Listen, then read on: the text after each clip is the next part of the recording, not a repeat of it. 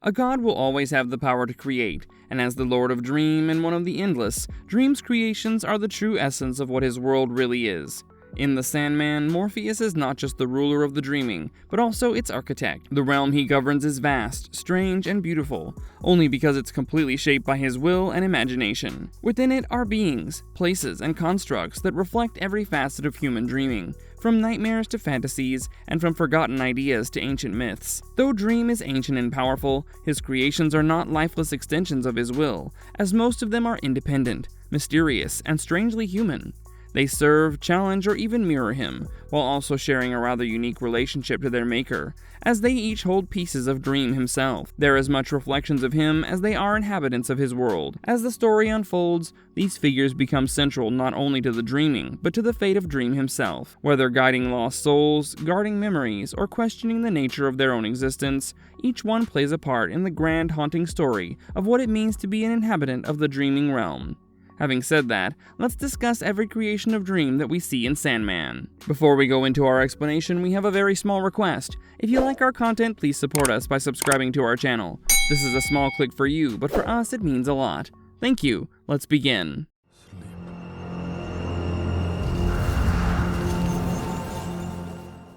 The dreaming. The dreaming is what dreams are made of, and in a way, this entire realm is the manifestation of Morpheus' dreams. It is the world where people go to dream, which in turn is under complete control of the Dream Lord, given that it is his domain. Dream can add and remove places in the dreaming as he pleases, and as long as he is in the dreaming, neither he nor any of his guests can be harmed. In the books, the dreaming is described as a metaphysical plane of symbol, belief, and imagination that is ever-changing. The inhabitants of the dreaming are called dreams and nightmares, and very often they are gods, myths, and even ordinary human beings who later went on to become dreams. The dreaming and its master have evidenced the direct relation between them as it accommodates Dream's wishes, and so the realm is what he wants it to be. However, it's also variedly affected by his moods and his condition, as seen when he was imprisoned. During his tenure in the glass ball, the dreaming was fading and collapsing, just like him and his powers. Apart from that, Morpheus can also create portals to the dreaming in the waking world so that he can cross between worlds at will. Plus, he can create and destroy beings or places within his realm. In the heart of the dreaming is Dream's castle, which is also something carried by Dream, and the front gate of the castle is guarded by a griffin, a wyvern, and a hippogriff. The dreaming also encompasses Abel's House of Secrets and Cain's House of Mystery, which are both located in the frontiers of Nightmare, Eve's Cave, and Fiddlers Green. Other denizens of the dreaming include Lucian, the Fashion Thing, Matthew the Raven, Gregory Goldie, and Mervyn Pumpkinhead. Now, coming to the Netflix adaptation of The Dreaming, we see in the Sandman show, after being imprisoned by mortals for 100 years, Morpheus finally escaped and returned to the dreaming, only to find his realm in ruins. In his absence, the dreaming had begun to crumble, and many of its inhabitants, dreams and nightmares alike, had abandoned their roles. Some went in search of him, believing he was lost, while others assumed he had left them for good. After all, he wouldn't have been the first of the Endless to walk away. But Dream was adamant, as he had never meant to leave them behind or run away from his duties, and was determined to restore everything to how it once was. That, however, was easier said than done, as Dream was weakened, unable to rebuild his dream without his tools, his pouch of sand, his helm, and his ruby, all of which had been stolen from him during his captivity under Roderick Burgess. Desperate, he turned to the ancient fates for guidance in tracking them down. Once he reclaimed his tools, a new threat emerged, a dream vortex, someone who could tear down the walls between dreams. The dreaming began to shake, and Morpheus traced the cause to Hector and Lyda, who were not only living in the dreaming, but had conceived a child there. Dream sent Hector back to his rightful place, and warned Lyda she could keep the child for now, but one day he would come for it. Later in Season 2, when the Kindly Ones sent Lyda Hall to collect their blood debt after Morpheus took the life of his son, Orpheus, the dreaming began to dwindle. Lyda was led to falsely believe that Dream had killed his son, and so, seeking vengeance, she channeled the power of the Furies to tear the dreaming apart and take down each one of the Dream Lord's creations one by one. Every time she plunged her sword on the ground of the dreaming, cracks emerged through the realm and even reached up to Dream's castle, sending jolting earthquakes through the realm and terrorizing its inhabitants. She only stopped once Dream gave up his life after making Daniel his successor, and thus saving the entirety of Dreaming in the process.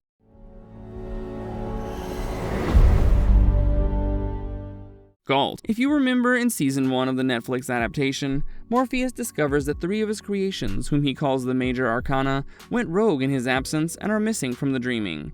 The Arcana are personified dreams and nightmares that have shaped and lived in the dreaming. The ones who went missing including the Corinthian, Fiddlers Green, and Galt, who, as it turns out, has been inhabiting Jed Walker's dreams, and playing a role very unlike that of the nightmares Morpheus describes her as. She shapeshifts to look like Jed's mother, Miranda, and sends him on adventures as a superhero called the Sandman, in an effort to distract him from his abusive foster home. When Morpheus tracks her down, he forces her to return with him to the dreaming, and chastises her for becoming too involved in Jed's life and exerting such a powerful role in his dreams. After Galt expresses her desire to be a dream rather than a nightmare, Morpheus tells her that she cannot change to be anything other than what she was created to be. In response, Galt declares that she isn't afraid of Morpheus, and that he can't persuade her to resume her proper role, which further provokes Morpheus' ire and inspires him to banish her to the darkness. However, he eventually gives Galt the happy ending she wanted, after realizing his mistake, as Morpheus gives her wings and turns her into a dream to inspire people. You may not know this, but Galt is actually a completely new character, and was created solely for the Netflix adaptation of the Sandman. While she did not exist in the source material, her character combines 2 nightmares from the comics called Brute and Glob, who also go rogue after Morpheus' disappearance, but in a different, more insidious way, as they build their own pocket of the dreaming inside Jed Walker's head. In fact, in the books, when Lyda's husband Hector Hall dies, they are the ones who are trapped in his soul in the dream dimension. They then fashion him into a superhero called the Sandman to be a surrogate dream king of their pocket of the dream dimension, hoping to use him as a pawn to eventually seize control of the entire dreaming. In the comics, Morpheus finds them during the Doll's House story arc, and banishes them to the darkness before sending Hector Hall to the afterlife. Compared to the books, the Netflix series gives the combined characters of Brute and Glob much more emotional nuance, in the form of Galt, who makes Jed the Sandman rather than Hector, and for completely different reasons. While Galt gives Jed adventures as the Sandman to provide him a reprieve from his miserable waking life, Glob and Brute make Hector the Sandman to create a puppet ruler, whom they can manipulate in their own quest for power. In episode 7, when Galt brings up Jed's suffering, Morpheus blames her for abusing it to build a dreaming she could rule. Within the adaptation, these allegations aren't true, since Galt genuinely does want to help Jed. However, Morpheus' accusations do reflect the events of the original comics, in which Glob and Brute's aim is to hold dominion over the dreaming. Galt receives the last screen time among the 3 missing Arcana, and is the only one not to spend time as human. Instead of having aspirations toward humanity, she has aspirations toward providing a service different from the one she's meant to provide. Morpheus reminds her of the significance of her responsibilities when he says that a nightmare's purpose is to reveal a dreamer's fears, that they may face them. Nightmares then do have an important role in the Sandman universe, and don't simply exist to needlessly trouble sleepers' minds.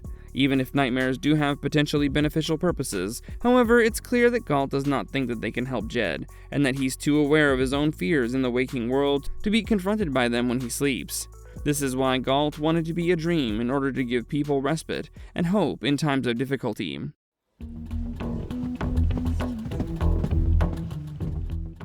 Fiddlers Green. In Neil Gaiman's original comic book series, Fiddlers Green was a sentient part of the dreaming which all travelers, especially sailors, apparently dream of finding someday. This dream sometimes likes to take human form, and go wandering by using the alias Gilbert during these trips. Some years after Dream was captured by Roderick Burgess, Fiddlers Green decided to assume the form of a man and made his way to the waking world to know what it was like to live like a regular person. In the Doll's House arc, he helped Rose Walker to find her brother Jed. When Jed went missing, she was warned about the Corinthian by the 3, and decided to travel to Florida to find her brother. That is where she met Fiddlers Green, who then introduced himself as Gilbert. Just like in the show, when Rose received a call from the detective she had hired to find her brother, and was told he was in Georgia, Gilbert decided to go with her. Somewhere on the journey, they had problems with the car they were traveling in, and were forced to spend the night in the closest hotel. At the same hotel, there was a serial killer convention being held, and the Corinthian, who's a nightmare who left the dreaming, was one of the guests. Gilbert immediately recognized the Corinthian when they met in an elevator and got a bad feeling. He then handed Rose a piece of paper with his word Morpheus written on it and told her to call out the name if she was in danger, while he was away. The next day, one of the conventioneers tried to rape Rose. This is when she called Morpheus' name and he showed up to save Rose from the killer. When she finally left the hotel, very confused about the events that had occurred, Gilbert appeared carrying Jed, who he found in the Corinthian's car. Jed was then transported to a hospital, where Gilbert visited him. In one of these visits, Gilbert found Matthew, who was also visiting the boy, following Dream's orders. Gilbert then realized that Matthew's true task was to return to the Dreaming. After the Raven told him about Rose Walker being a vortex, they went back to the Dreaming to save her. When Gilbert and Matthew returned to the Dreaming, Morpheus was about to take Rose's life. Gilbert then pleaded with Morpheus to take his life instead, but Morpheus told him that it wasn't possible. Gilbert then apologized, and after saying goodbye to Rose, he reassumed his position as the Fiddlers Green in the Dreaming. At the end of this arc in the books, it's implied, though not outright stated, that he was a little in love with Rose. In the books, Gilbert was later killed by the Furies in the Kindly One story arc. Later, when the new Dream tried to resurrect him, the almost alive Gilbert stated that if he did, then his death would have no meaning, thus choosing to remain dead. Now, compared to that, the show's depiction of Fiddlers Green is very much the same, but here we really see just how much Morpheus loved him. While he expected his nightmares to leave the realm in his absence, Dream was visibly hurt when Fiddlers Green, who he considered to be one of his best creations, left the realm during his century-long absence. Gilbert was a good man and knew what his duties meant, as Fiddlers Green was the heart of the Dreaming, but he believed that Morpheus was the true heart of the Dreaming, and without him, the realm never felt the same. So all he wanted to do was experience life as a human and in the waking world, and that's exactly what he did, traveling and exploring for decades until he met Rose Walker and then Matthew, who took him back to the Dreaming. Morpheus could not bring himself to punish Gilbert, especially after he volunteered his life instead of Rose Walker's. It was beautiful to see him transition into Fiddler's Green after asking Rose to rest his meadows if she chose to stay behind in the Dreaming. Given he was such a calm, sweet man, his death at the end really was such a blow at the end of Sandman Season 2. When Lyta Hall, after being consumed by grief, becomes convinced that Dream was responsible for the death of her son, Daniel, as she didn't know that Loki and Robin Goodfellow kidnapped him. While the Kindly Ones will not kill Dream because he hurt Daniel, he spilled his own family's blood, and so they guide her through the Dreaming as she goes on a mission to kill Dream. During this time, Titania takes away Nuala's necklace, which was a gift to her from Morpheus, and uses it to summon the Dream Lord away from the Dreaming, to the realm of the fairy in an attempt to warn him of the coming threat. But that unfortunately puts the Kindly One's plan into motion, because without Dream to protect his realm, the Dreaming and its inhabitants were left vulnerable to all threats and attacks. So by the time Dream comes back to save the Dreaming, Lyta is guided through his realm to launch a destructive rampage, killing beloved denizens. The first inhabitant she strikes is unfortunately Fiddler's Green, aka Gilbert, who simply asks what Lyta was up to, and in response she kills him and the Dreaming's lush greenery along with him. Gilbert was one of the kindest characters in the entire series, so his unprovoked death at the hands of someone like Lyta Hall really hit home. Even after Morpheus' death, Fiddler's Green refused to come back, explaining that death must retain its meaning. He told Daniel how Lord Morpheus died for love, for his son, for his kingdom, just so Daniel could be the kind of Dream he couldn't be, and how resurrecting everyone who died would be a dishonor to their memory.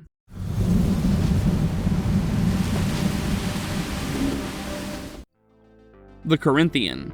Neil Gaiman's Corinthian was basically a nightmare created by Dream, who eventually destroys him for going rogue, and failing to fulfill his original design, which was, in his words, to be a black mirror, specifically to reflect the darkness that humanity could not confront in itself. Now, we don't know much about the Corinthian prior to the events of the story, but it was very obvious how he always seemed to represent the boundaries between the Dreaming and the waking world. At one point, he even convinced Morpheus to take him on a supervised trip to Paris, where they encountered destruction. While Dream was distracted, the Corinthian took the opportunity to eat the eyeballs of any ape being dissected by a researcher, and that was just the beginning of this hobby. Because centuries later he would sneak to the waking world and plan to murder a young man, and after discovering this, Dream confronted the Corinthian, informing the nightmare that the boundary between sleep and waking were crucial, and that he intended to unmake the Corinthian for breaching them. Luckily, the Corinthian was saved when Dream was pulled away by the universe, allowing him to flee. During Dream's century-long imprisonment, the Corinthian traveled the United States, murdering young men and subtly influencing others to indulge and take part in his homicidal impulses. This cult of murderers called themselves the Collectors, and the Corinthian became something of a celebrity among them. Later, at a convention of the Collectors where the Corinthian was giving a speech, Dream finally appeared, chastising the nightmare for doing nothing of purpose while walking the world. Refusing to return to the Dreaming, the Corinthian challenged Dream, but was quickly unmade by his creator. Several years later, Dream made a new Corinthian, and though he was a different entity, the second incarnation possessed the memories of the first one, and regarded his predecessor as himself, but seemed to be more loyal to Dream. After his master assigned him a task, the new creator teamed up with Matthew and searched for a missing Daniel Hall, before eventually finding him and bringing him back to the dreaming. The Corinthian was also present when Daniel Hall became the new Dream Lord, and was also seen attending the funeral of Morpheus. Compared to that, in the Netflix show as well, the Corinthian is a nightmare, whose purpose was to act as a dark mirror to humanity so he could reflect the bitter truth that people prefer not to acknowledge about themselves. As a nightmare, the Corinthian is primarily seen to be a cruel and sadistic entity, who enjoys bringing out the evil of his schemes and consuming their eyes when he gets bored.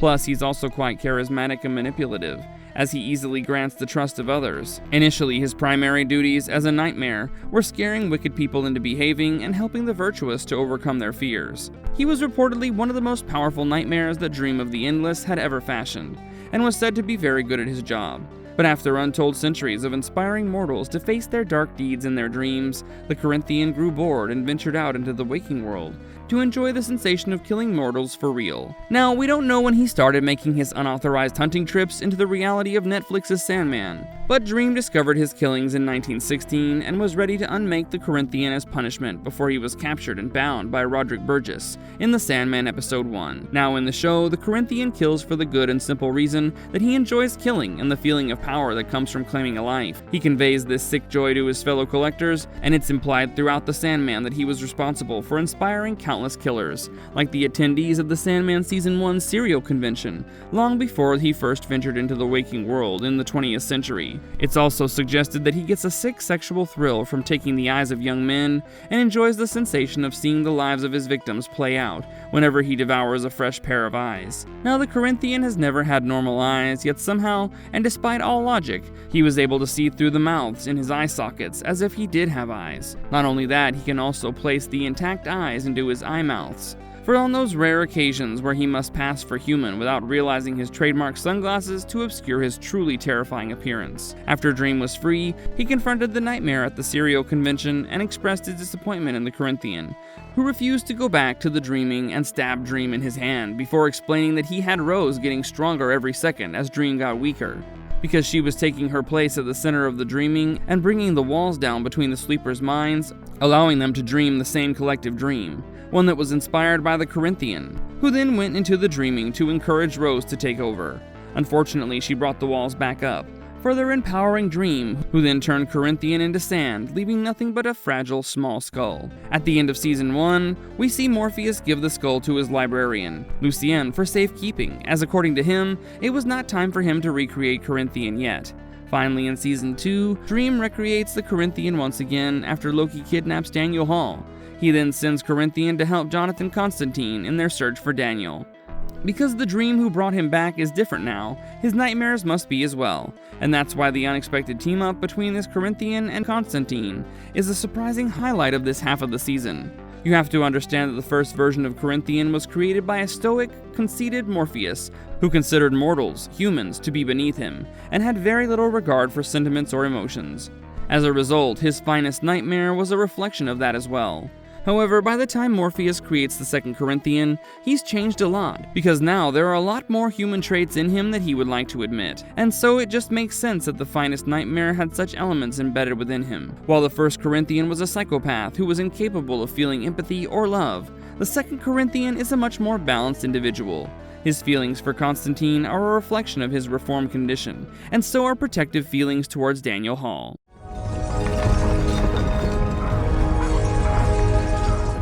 The Gatekeepers. The Gatekeepers of the Dreaming are three creatures who take the form of a wyvern, a griffin, and a hippogriff. All in all, they are fierce and loyal servants of Dream of the Endless, extensions of his own will and might, restless keepers of his realm.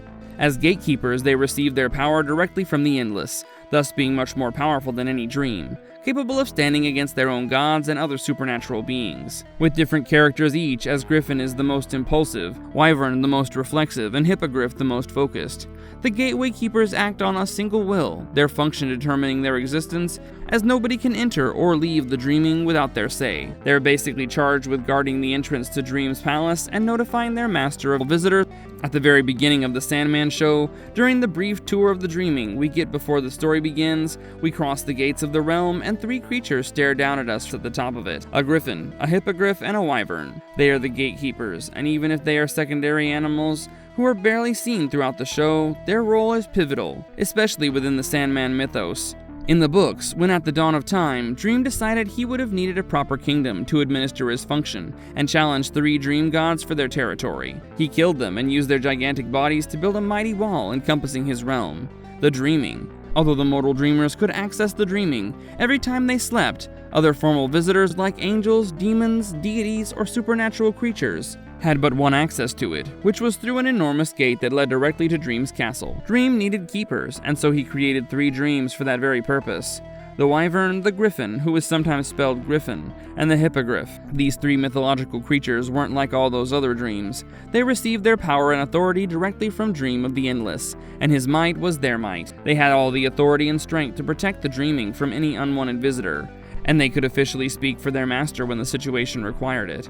There's no distinction in the kind of guests that were or were not allowed at the presence of Dream, as the gatekeepers could send away Allfather Odin or King Oberon, but let in a grieving Siamese cat who wanted to learn the secrets of dreams that change reality, and their authority was as indisputable as his own. The gatekeepers did their job magnificently for millennia, but when their master went missing for a century, their power also faded, and they were so weak that for 70 years they couldn't even prevent dreams and nightmares from escaping the Dreaming. When after 70 years of absence, Dream was finally back, it took a while for him to recover his powers, and only then also the gatekeepers could replenish their strength, coming back to their original function. When Lucifer Morningstar abandoned his position and gave the key to Hell to Dream, many powers wanted to annex Hell to their own domain and reached at Dream's realm to take it from him. All of those were stopped by the gatekeepers, who allowed only 1 delegation per time in, so that Dream could properly examine their requests and their offers. This wasn't even the strangest occurrence the gatekeepers witnessed. As soon as the ordeal of Hell was concluded, Dream's younger sister Delirium came to the castle, asking for her brother to accompany her in a quest to find their lost sibling. Destruction, much to their surprise, not only the gatekeepers had to let Delirium in, but they also had to open a portal to the waking world for their quest to proceed. We see them throughout the show from time to time, and the only time we see them fiddle was when the Furies reached a dragon's gate and the wyvern stopped them, only to be taken down by one of the Furies. Luckily, Dream lets them into the castle before reviving Wyvern, and at the end, after Dream's death, it was Daniel Hall who asked Griffin to let destruction into his castle, and that was the last we saw of them in the show. Well, that brings us to the very end of this video. What's your favorite creation of the Sandman? Let us know about your thoughts and opinions in the comment box down below.